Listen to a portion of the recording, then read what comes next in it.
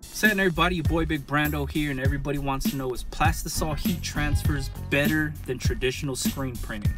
Now, me personally, I talk about Plastisol heat transfers because it's the best cost-effective way to get started. Is it better quality than traditional screen printing? No. I think traditional screen printing has a better feel, better quality to it, and also it has, I would say, a more professional touch. Now, when you're getting started, it's hard to commit to ordering a shitload of screen printed t-shirts without testing them out, right?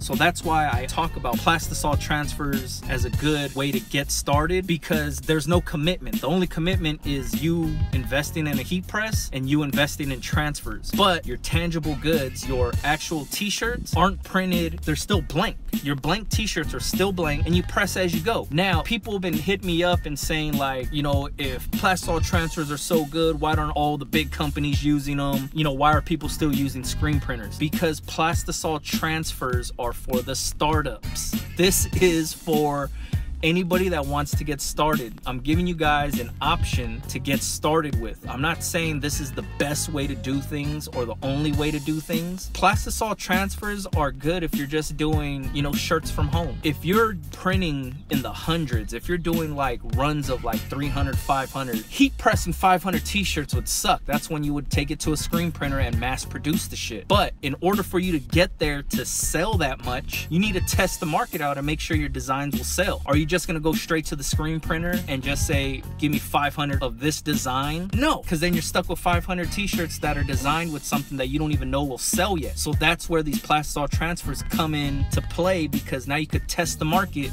before committing to a big screen printed run of your t-shirts.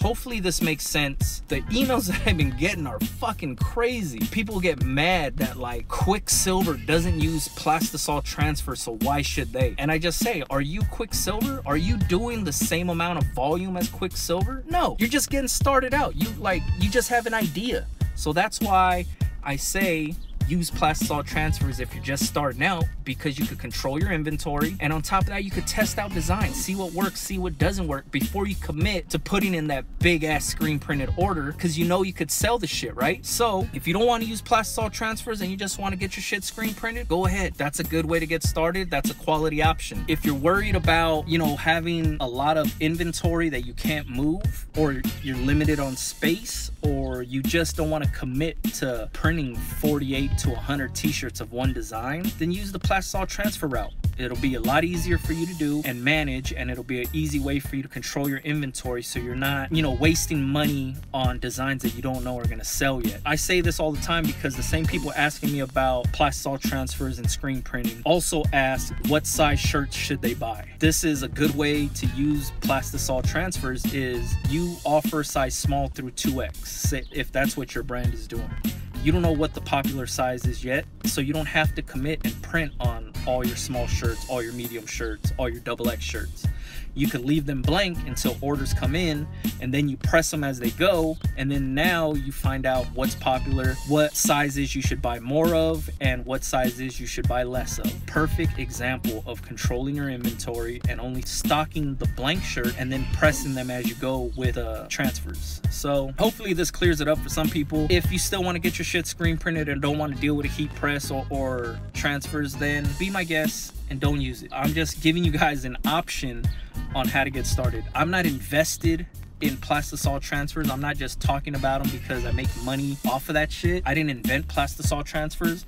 I found out about them and I thought they were dope to test out my designs, and I found out they were really dope for startup brands, so that's why I talk about them. I still get shit screen printed also. I mean, there's designs that I have that are just really successful and they do really good, so I get them screen printed because I know I could sell them. I'm not going to be sitting on that inventory for a long time trying to, you know, move them. I know they'll move itself because I tested it with Plastisol transfers and I know I could move them, so I get them screen printed by the hundreds, because then now I know they're selling, right? So they don't sit on the shelf for that long because I know they're selling. So there you have it. If you have any more questions, email me, bigbrando@gmail.com. Follow me on all social, Big Brando, and then follow up with the leftovers if you want to. Eat leftovers and eatleftovers.com. All right, y'all.